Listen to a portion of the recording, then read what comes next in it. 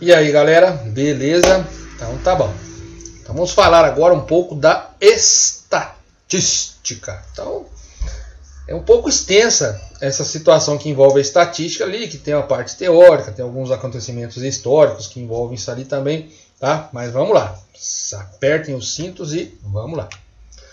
Então, olha, a estatística talvez seja a parte da matemática que mais se preocupa com o comportamento social, visto que tal conteúdo é repleto de coletas de dados para que se possa então fazer a análise deles. A estatística envolve um conjunto de métodos desenvolvidos para a coleta, classificação, apresentação, análise e interpretação de dados quantitativos ou qualitativos, a gente vai ver isso aí depois, e a utilização desses dados para tomar de decisões. A estatística está presente em tudo, tá? Só para que você saiba, ok?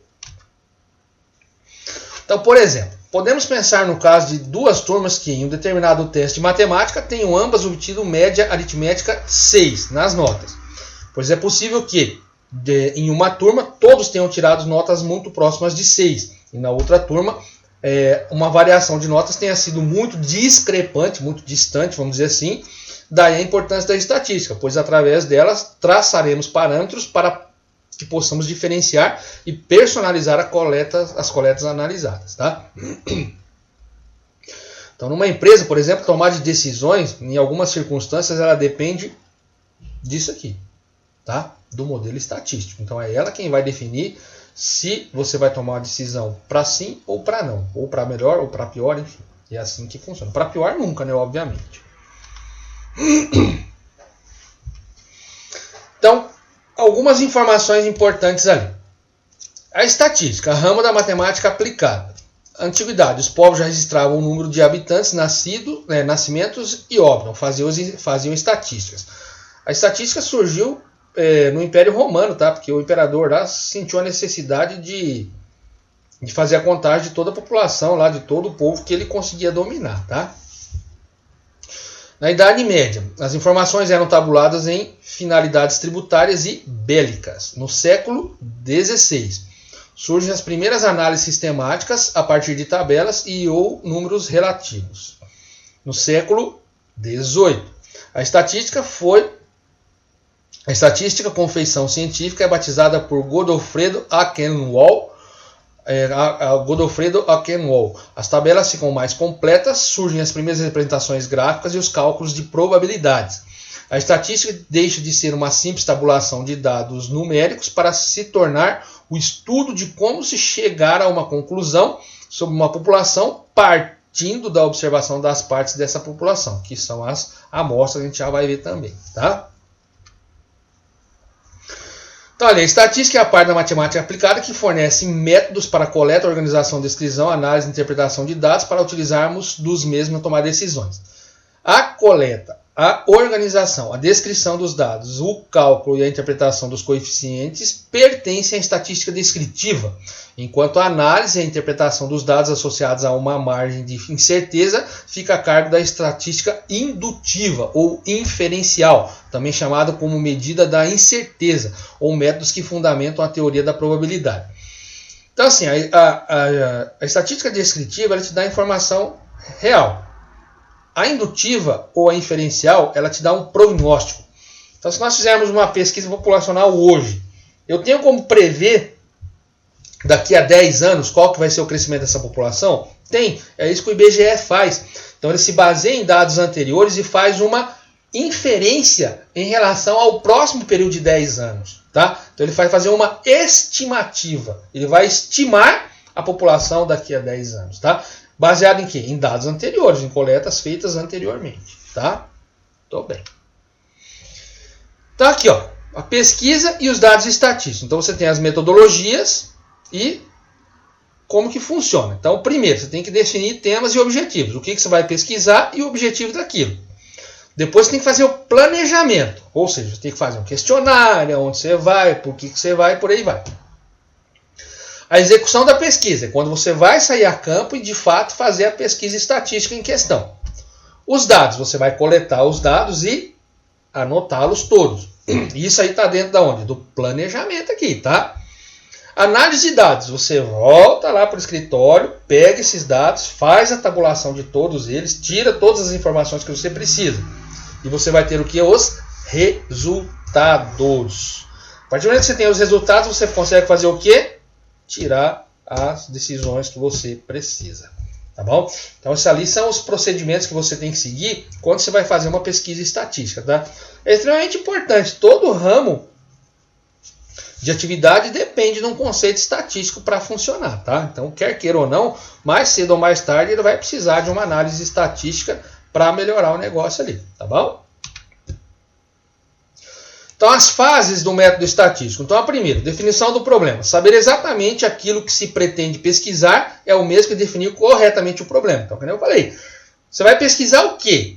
E qual que é a finalidade disso aí? Muito bem. Planejamento. Como vão ser levantadas as informações? Que dados deverão ser obtidos? Qual levantamento será utilizado? Censitário, se vai ter contagem e tal, por amostragem, cronograma de atividades, custos envolvidos, etc, etc. Então, esse planejamento você vai montar toda a estruturação da pesquisa.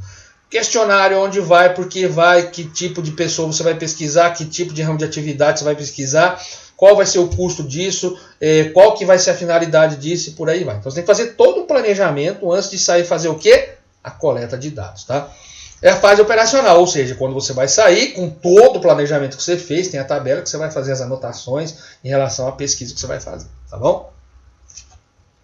Então, os dados primários, quando são publicados pela própria pessoa ou organização que os haja recolhido. Então, é quando você vai pesquisar, você vai anotar lá, que são os dados primários, são as primeiras informações que a pessoa está te dando, tá? Os dados secundários é quando você pega esses dados primários já organizados e expõe as informações para quem você precisa expor. Tipos de coleta. Coleta direta, quando é obtida diretamente da fonte, ou seja, você vai pesquisar, você vai sair na rua e perguntar ao fulano, você vai fazer a perguntinha lá, coleta direta. A coleta indireta é feita por deduções, a partir de elementos conseguidos pela coleta direta, analogias, avaliações, indícios ou proporcionalização. É aquilo que o IBGE faz, então ele vai definir a população no período ali, e ele vai fazer uma perspectiva para os próximos 10 anos, o crescimento dessa população. Baseado em quê? Na coleta feita anteriormente. Tá bom? Aí nós temos aqui, ó, continuando desse cara aqui. Apuração dos dados. É o resumo dos dados através da contagem ou agrupamento. É a condensação e tabulação dos dados. É quando você volta lá para o escritório e vai começar a mexer nos dados ali em questão. Apresentação dos dados. Há duas formas de apresentação que não se excluem mutuamente. Apresentação tabular, ou seja, a apresentação numérica dos dados em linhas e colunas distribuídos de modo ordenado, segundo regras práticas fixadas pelo Conselho Nacional de Estatística. E a apresentação a apresentação gráfica dos dados numéricos constitui a apresentação geométrica, permitindo uma visualização mais rápida e clara do fenômeno. Dificilmente você vai ver uma apresentação de um dado estatístico em forma de tabela, tá? Geralmente você vai ter essa apresentação em forma de gráfico. Por quê? Porque é mais prático, é mais rápido e mais fácil você mostrar e explicar, tá bom? E a análise de interpretação dos dados é a última fase do trabalho estatístico, que é a mais importante e delicada. Está ligada essencialmente ao cálculo das medidas e coeficientes, cuja finalidade principal é descrever o fenômeno, a estatística descritiva em questão. Na estatística indutiva, a interpretação dos dados se fundamenta na teoria da probabilidade. Então vocês podem ver que a probabilidade e a estatística elas estão ali, ó, juntinhas uma com a outra, né? A estatística descritiva a gente já viu. Organização, sumarização e descrição dos dados. A inferencial vai fazer o quê? Métodos que tornam possível a estimativa de situações seguintes. População, o que é a população? É o total de itens que a gente vai analisar. Se eu pegar uma sala de aula, a sala toda é uma população. O que é uma amostra? Se eu considerar somente as meninas da sala ou somente os meninos da sala. Eu tenho duas amostras diferentes uma da outra, ok? População é todo o contexto. A amostra é uma parte da população, desse contexto todo aí. Amostragem aleatória simples. Todos os elementos da população têm igual probabilidade de compor a amostra.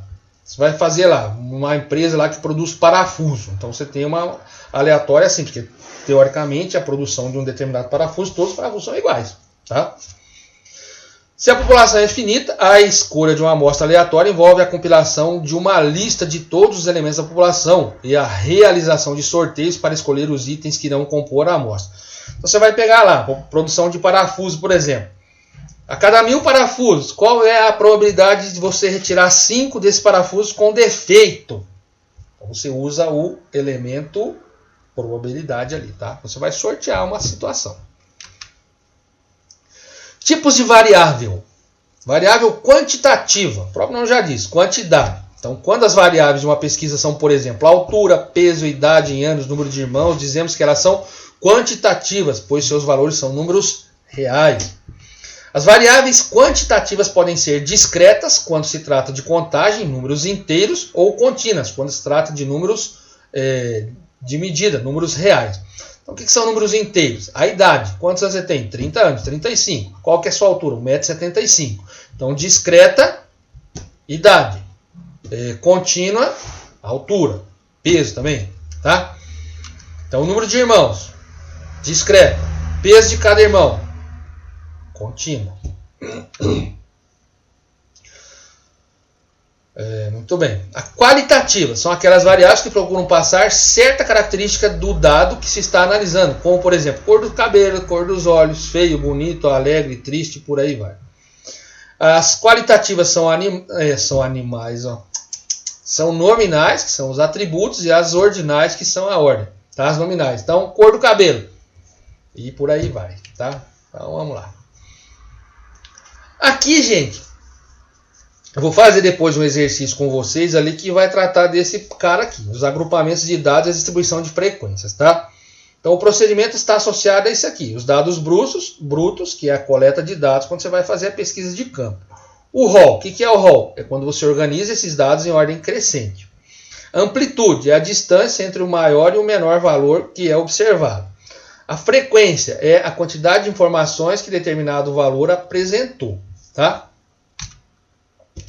As classes são as separações que a gente vai fazer na hora de analisar, de fazer um gráfico, de montar uma tabela e por aí vai. Então eu vou fazer todo um exemplo depois para mostrar para vocês como é que funciona toda essa parte aqui, tá?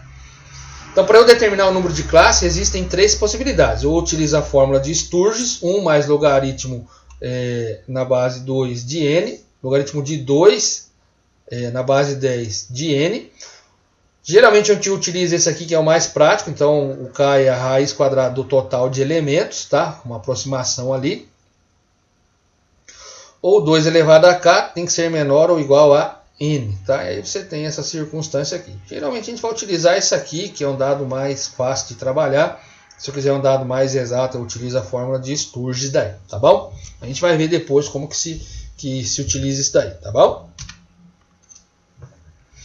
As medidas de tendência central são aquelas medidas que vão trabalhar exatamente no meio da distribuição das informações, tá? Então ele coloca ali, as medidas de centralidade é o número que está representado a todo conjunto de dados. Nas pesquisas, tal número é conhecido como medidas de tendência central, que podem ser encontradas a partir da média aritmética, moda ou da mediana. E o uso de cada uma delas é mais conveniente de acordo com o número da mensuração, o aspecto ou a forma de distribuição de dados e o objetivo da pesquisa, tá? Então as medidas de tendência central trabalham exatamente aonde? No centro da distribuição. E aí que vai entrar o rol. Se você não fizer o rol, já era. Uma informação ali você já não vai conseguir fazer, tá? A média aritmética, o próprio nome já diz, né? Eu vou fazer o quê? Vou somar todos os elementos da distribuição e vou dividir pelo total de elementos somados. Então a média aritmética é simples.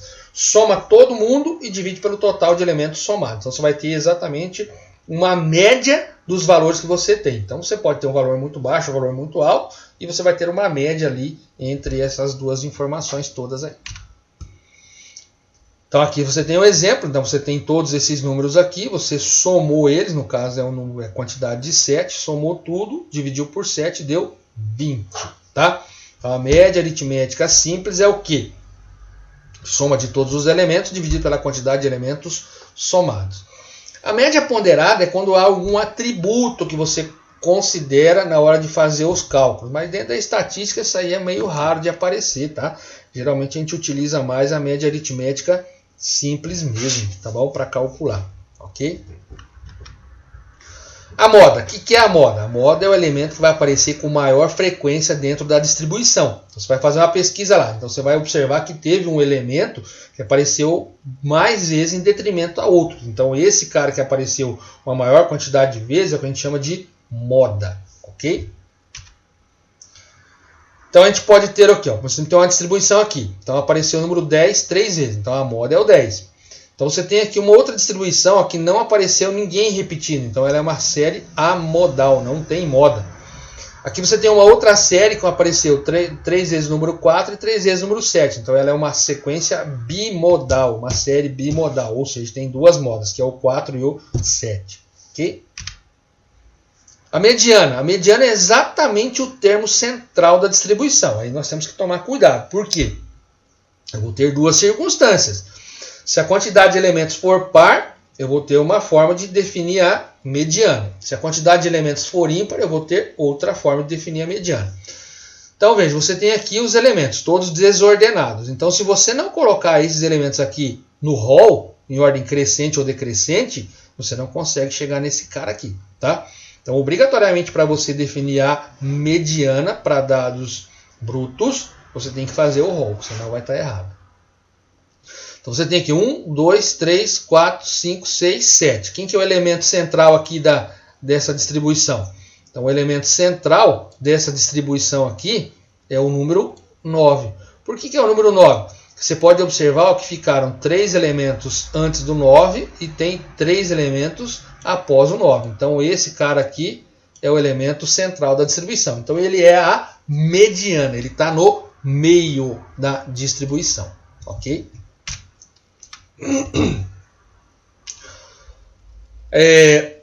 Se você pegar, por exemplo, o 7, que era o total de elementos ali, dividir por 2 dá 3,5. Então você vai contar 3,5 elementos? Não, você vai jogar para cima. Quem que é o número inteiro após o 3,5? É o 4. Então se você voltar aqui, ó, 1, 2, 3, 4. Então o quarto elemento da distribuição é a mediana. Tá? E se a quantidade for par? Então aqui vai ter algumas informações. Notas. Quando o número de elementos da série estatística for ímpar, haverá coincidência da mediana com um dos elementos da série. Quando o número de elementos da série estatística for par, nunca haverá coincidência da mediana com um dos elementos da série. A mediana será sempre a média aritmética entre os dois elementos centrais da série. Em uma série, a mediana, a média e a moda não tem necessariamente o mesmo valor. Pode acontecer de ter, mas não é regra, tá? A mediana depende da posição e não dos valores dos elementos na série ordenada. Essa é uma das diferenças marcantes entre a mediana e a média. Ok? Isto é, a média do segundo conjunto de valores é maior do que a média do primeiro, por influência de valores extremos. Então, quando os extremos são muito distintos, a média e a mediana elas vão sofrer bastante alteração ali, certo? Principalmente a média, né? A mediana nem tanto, mas a média sim. Então, as medidas de posição. A média sensível a valores extremos de um conjunto de observações. Então, se os dois extremos tiverem muita distância, vai influenciar na média em questão. Tá? Então, tem que usar todos os dados disponíveis. A mediana ela é mais robusta, ela não sofre com a presença de valores muito altos ou muito baixos. Não usa todos os dados disponíveis, a gente usa somente os dados do meio da distribuição ali. Tá? A moda ela não é afetada por valores extremos, pois ela depende o quê? Da maior quantidade de elementos que aparece na distribuição ali. Tá bom? Medidas de dispersão. Então a gente tem a média, a moda e a mediana, que são as medidas de tendência central. Aqui as medidas de dispersão. Então vimos que a moda, a mediana e a média aritmética possuem a função de representar, a partir de um único número, uma sequência a ser analisada. Porém, tal método ainda é muito incompleto para que nós possamos tirar algumas conclusões sobre o trabalho. É necessário que possamos enxergar algo mais nessa sequência que estamos analisando, como, por exemplo, uma certa personalidade da sequência. Tem a trema ali, mas já foi extinta da língua portuguesa, tá? Muito bem. Então, observe a seguinte situação. 4 turmas do terceiro ano do ensino médio fizeram uma prova estatística e quando o professor verificou a média das notas de cada turma, constatou que em cada uma das 4 turmas a média dos alunos foi igual a 6. E aí? Será que podemos concluir que o desempenho das 4 turmas são iguais? Será que todos os alunos de todas as turmas tiraram nota 6 na prova? É óbvio que, nesse momento, o bom senso fala mais alto e podemos, no mínimo, desconfiar que não. É o que geralmente acontece, tá? Então, a média, ela vai nos definir que todos são iguais. Mas como que eu vou definir qual turma teve um desempenho melhor em relação à outra? E é aí que vão entrar o quê? As medidas de dispersão, ok? Pois é aí exatamente que reside a tal personalidade que podemos atribuir a cada turma em relação ao comportamento das notas. Muito bem. O que quer dizer é que, com as medidas de dispersão, seremos capazes de verificar que, por mais que a média das turmas da prova estatística tenha sido 6, poderemos com tais medidas determinar as turmas que tiveram um comportamento homogêneo, ou seja, mais consistente ali, em que os alunos tiraram notas mais próximas de 6, como também determinar as turmas que tiveram um comportamento mais heterogêneo em relação à nota 6, certo? Ou seja, um pouco mais distanciados ali, ok? Aí a gente tem o desvio médio absoluto, que é uma das medidas de dispersão, tá? Então o que você faz? Você vai pegar cada elemento ali da frequência e diminuir da média aritmética e dividir pelo total de elementos, tá? Eu particularmente não vou usar esse cara aqui, eu vou usar outra informação que é a variância, tá? Então a variância a gente vai ver, só que a variância também não nos dá muito embasamento, por quê? Porque ela trabalha com a diferença dos quadrados dos desvios com a média aritmética simples. Tá, professor, mas se ela não dá uma informação tão consistente assim, o que a gente vai fazer? Vou ter um exemplo aqui. A gente vai usar esse cara aqui. O que é esse cara aqui? É o desvio padrão. O que o desvio padrão faz? Raiz quadrada da variância. Aí sim eu tenho condições de trabalhar de forma mais eficaz, tá? Então, para entendermos o procedimento para o cálculo do desvio padrão, é interessante percebermos que no cálculo da variância cometemos um erro técnico, que será corrigido pelo desvio padrão. Ou seja, no momento em que levamos ao quadrado as dispersões, as diferenças de cada elemento em relação à média, automaticamente alteramos a unidade de trabalho. Por exemplo, se estivermos trabalhando com a coleta de alturas em metro das pessoas de uma determinada comunidade, a unidade da variância encontrada será um metro quadrado, que representa as áreas. E aí que entra o desvio padrão, ou seja, extraindo a raiz quadrada da variância. Então, por exemplo, você encontrou a variância lá no exemplo anterior ali, 345,57. Então, a raiz quadrada dele deu 18,58. Então, esse é o desvio que tem da distribuição em relação à média. Ok? Então, eu vou fazer depois exemplo com dados brutos para a gente organizar, para a gente montar tabela com dados agrupados, para calcular frequência relativa, variância, desvio padrão, analisar, todo esse processo aí, tá bom? Então depois eu venho resolver alguns exercícios, alguns exemplos para mostrar para vocês como é que funciona todo esse processo aí da estatística, beleza? Valeu então, um abraço.